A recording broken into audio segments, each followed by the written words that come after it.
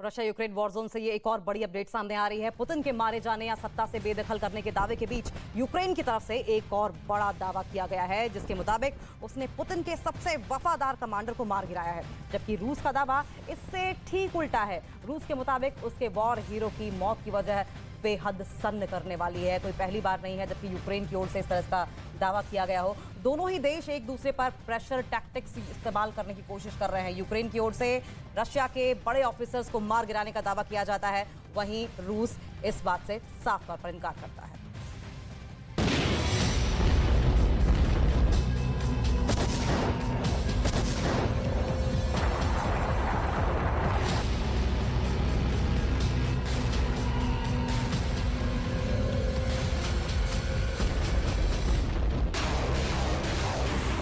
Bakhmut में कहर बरपाने के बाद रूस की सेना आगे की तरफ कूच कर चुकी है।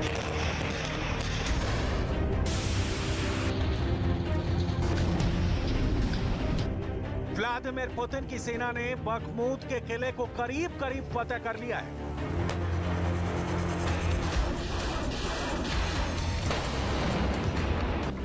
इस बीच यूक्रेन से बहुत बड़ी खुफिया रिपोर्ट आई है।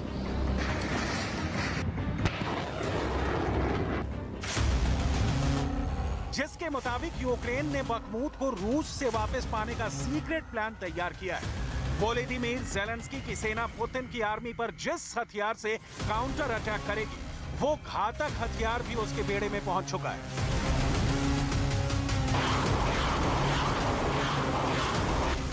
बखमूत में रूस पर यूक्रेन के पलटवार का सीक्रेट प्लान आपको आगे बताएंगे। अभी आपको एक ऐसी खबर बता देते हैं जिसे लेकर रूस के अपने दावे हैं तो यूक्रेन के अपने। खबर बेहद सनसनीखेज है।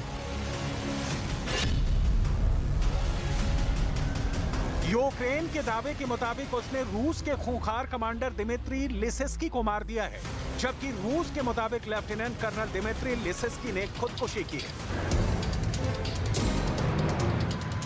ऐसे में सवाल यह है कि पुतिन के इस वफादार ने सचमुच सुसाइड किया था या फिर कर्नल दिमित्री की मौत में यूक्रेन का हाथ है। हकीकत का पर्दाफाश करेंगे। रूस और खासकर पुतिन के लिए कर्नल दिमित्री कितने अहम थे, ये भी आपको बताएंगे। अभी आप इतना जान लीजिए कि रूस के प्रति वफादारी और युद्ध के मैदान में बहादुरी के लिए पुतिन ने 2015 में कर्नल दिमित्री लिसिस्की को रूस के सबसे बड़े सम्मान हीरो ऑफ रशिया मेडल से नवाजा था।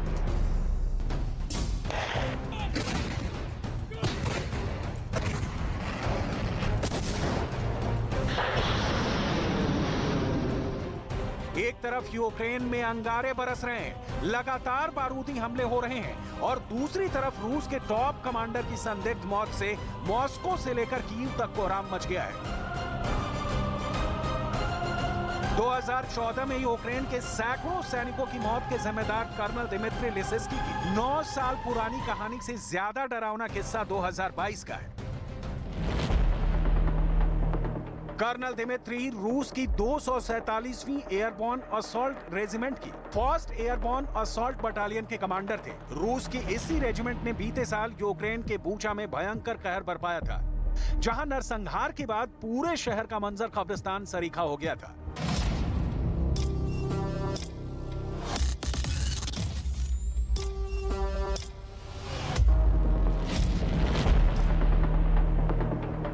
बूचा की खौफनाक तस्वीरों ने पूरी दुनिया को दहला दिया था। इसके बाद खबर आई कि 9 सितंबर 2022 को यूक्रेन के रैपिड काउंटर अटैक ने खेरसॉन इलाके में कर्नल दिमित्री की पूरी यूनिट को तबाह कर दिया।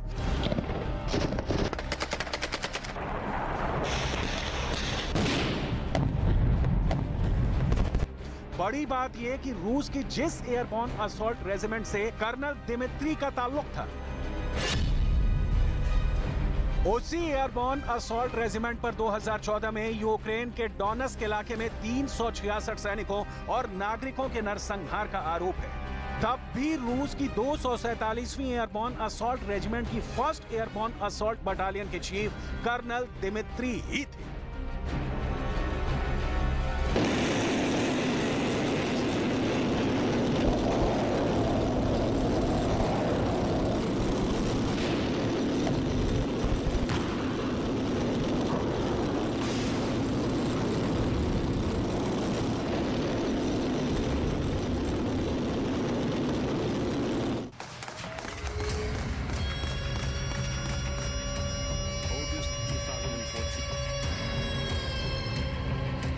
2014 में इलोवाइस कॉल्ड्रॉन में कर्नल दिमित्री की अगुवाई में रूस की सेना ने भीषण तबाही मचाई थी।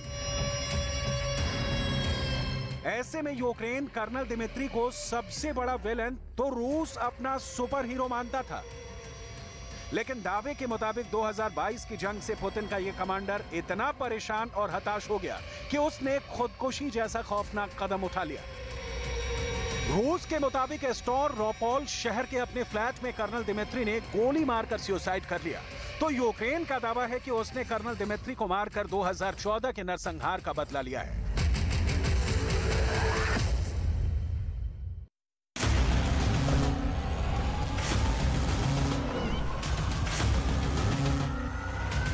क्या सचमुच यूक्रेन ने 2014 का बदला अब लिया है? फिलहाल इसे लेकर पुख्ता जानकारी नहीं है, लेकिन बीते 13 महीने से जारी जंग में अपने बेहद अहम किले बख्मूत को गंवाने के बाद यूक्रेन ने इसे वापस पाने का फुल प्रूफ प्लान बना लिया है।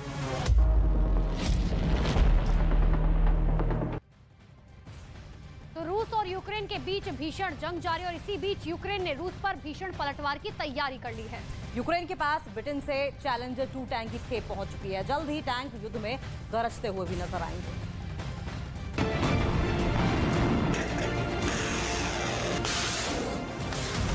दावे के मुताबिक अप्रैल से मई के बीच यूक्रेन बख्मूत में रूस पर पलटवार करेगा, जिसमें सबसे बड़ा हथियार ब्रिटेन से मिला चैलेंजर 2 टैंक होगा। ये टैंक यूक्रेन पहुंच भी चुके हैं। टेस्ट ड्राइव खुद यूक्रेन के रक्षा मंत्री कर चुके हैं। Marvelous. Ben, Secretary of Defense of the United Kingdom. It's a very good stuff. Thank you very much from Ukraine to the United Kingdom. इससे पहले यूक्रेन के डिफेंस मिनिस्टर ने सोशल मीडिया पर इस टैंक को जल्द से जल्द युद्ध के मैदान में उतारने का ऐलान भी किया था। चैलेंजर 2 टैंक के इस्तेमाल की बारीकियां यूक्रेन के सैनिक ब्रिटेन जाकर सीख चुके हैं। पूरे 21 दिनों तक ज़ेलेंस्की के सैनिकों को ब्रिटिश आर्मी ने चैलेंजर 2 टैंक से दुश्मन पर हमले की ट्रेनिंग दी थी। यूक्रेन में युद्ध की शुरुआत तो फरवरी 2022 में हुई थी, लेकिन बीते 7 महीने से पुतिन की आर्मी का फोकस बख्मूत को जीतने पर था, ताकि पूर्वी यूक्रेन के बाकी शहरों पर कब्जे का रास्ता तैयार हो सके।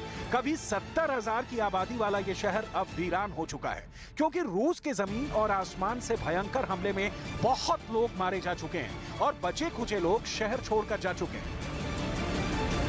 रूस की सेना अब धीरे धीरे बख्मूत से आगे बढ़ रही है, लेकिन अब यूक्रेन को जर्मनी से लेपर्ड 2 और ब्रिटेन से चैलेंजर 2 टैंक मिलते ही उसका हौसला बुलंद हो गया है।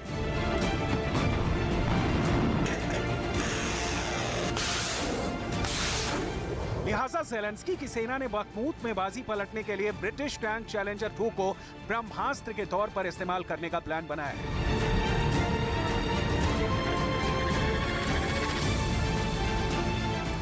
करीब 50 करोड़ का टैंक चैलेंजर 2 एक 120 mm की राइफल गन और एक 7.62 mm मशीन गन से लैस है। ये टैंक दुश्मन देश के टैंकों को बर्बाद करने के लिए खास तौर पर बनाया गया है। ये ब्रिटेन का इकलौता 24 घंटे और हर मौसम में सबसे कारगर टैंक है।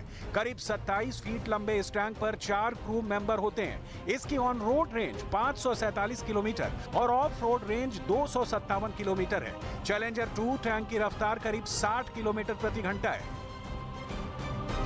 ब्रिटिश आर्मी के मुताबिक करीब 75 टन वजनी ये टैंक रूस के सोवियत काल के तमाम टैंकों पर भारी पड़ेगा।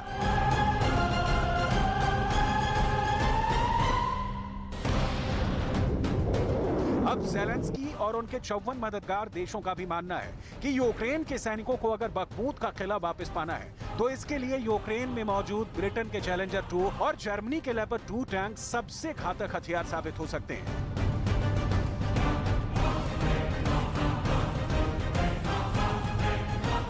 यूक्रेन को अमेरिका से भी एब्रम्स टैंक्स मिलने वाले हैं। ऐसे में सवाल ये कि क्या सचमुच अप्रैल और मई के बीच ज़ेलेंस्की की आर्मी इन टैंकों के बूते रूस के हाथों कोई बख्मूत की जमीन वापस पा लेगी?